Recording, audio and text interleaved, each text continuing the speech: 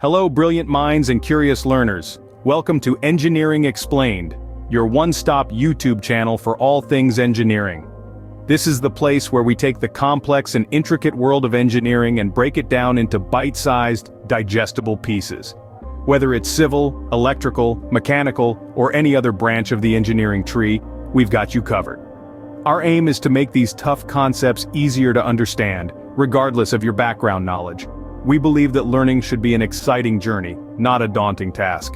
And that's why we are here, to guide you through this journey, one concept at a time. Today we're going to explore a topic that forms the backbone of many engineering projects: steel. We will delve into the fascinating world of steel, its reinforcement, size, weight, and bending properties. So grab your notebooks and put on your thinking caps. Steel reinforcement is a critical component in the construction industry. But did you know there are different types? Well, let's dive right in. First up, we have primary reinforcement. This is the main player in the reinforcement game, taking on the majority of tensile, compressive, and shear forces that a structure might face. It's the central figure in managing load-bearing tasks, providing the strength that structures need to stand tall and strong. Next, we have secondary reinforcement. Now, this isn't any less important than primary reinforcement, it just has a different role. Secondary reinforcement is used to maintain the aesthetic and durability of a structure. It prevents cracking and controls temperature-induced expansion and contraction. So while it may not carry the main load, it plays a vital role in preserving the structure's integrity and appearance. Lastly, we have distribution reinforcement. This type is like the unsung hero of reinforcement. It's used to distribute load evenly across a structure, ensuring that no single part bears too much weight. It's particularly useful in areas where the load is unpredictable or varies over time. In summary, primary reinforcement carries the main load, secondary reinforcement maintains durability and aesthetics, and distribution reinforcement ensures even load distribution. Each type has its own set of functions and applications, and knowing how they work together can make all the difference in a construction project.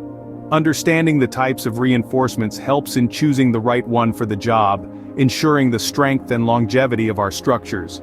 Size matters, especially when it comes to steel reinforcement. The size of the reinforcement, in terms of both diameter and length, plays a pivotal role in the strength and stability of a structure.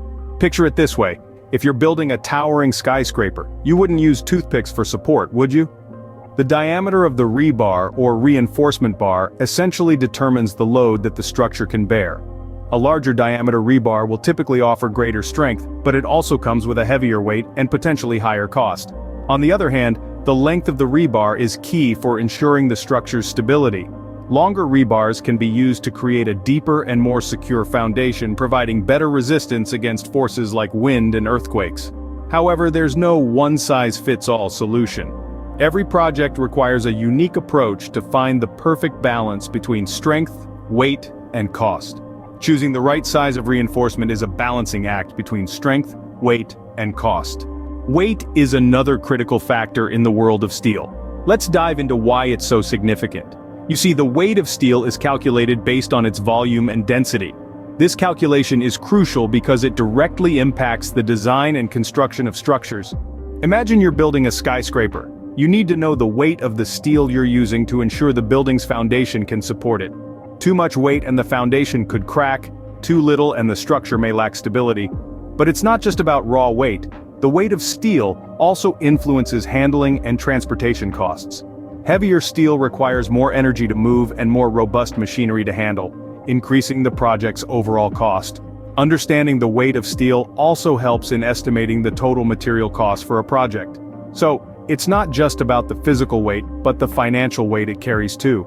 Thus, knowing the weight of steel is crucial in planning and executing construction projects efficiently. Steel might be tough, but it's not inflexible. Let's talk about steel's bending properties.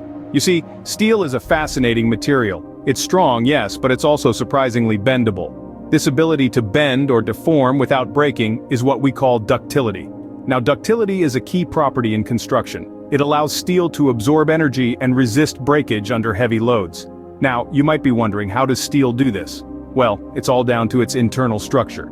Steel is a metal alloy, primarily composed of iron and carbon. The arrangement of these atoms allows steel to bend without breaking. When a force is applied, the atoms slide past each other, causing the steel to deform. But once the force is removed, the atoms return to their original positions. But remember, not all steel is created equal. Different types of steel have different bending properties. Factors such as the amount of carbon, the heat treatment it undergoes, and the presence of other alloying elements can all affect how much a steel can bend before it breaks. Consider, for instance, high-carbon steel. It's strong and hard, but not very ductile. On the other hand, low-carbon steel is less strong, but it's more ductile. It can bend a lot more before it breaks. The bending properties of steel make it a versatile material, able to withstand the pressures of construction and use. We've covered a lot today, from the types of reinforcement to the bending properties of steel. We kicked things off by exploring the different types of reinforcement, highlighting the vital role they play in giving structures the strength they need to withstand various pressures. Next up, we delved into the size of reinforcement, emphasizing its significance in determining the overall stability and durability of structures. We then shifted our focus to the weight of steel, a critical factor that can influence the design and construction process in significant ways. Our discussion took a turn towards the bending properties of steel, a fascinating subject that sheds light on steel's versatility and adaptability in the face of diverse engineering challenges. This understanding of steel's properties is not just interesting trivia, it's crucial knowledge for anyone involved in the world of engineering. Thank you for joining us on this journey through the world of steel.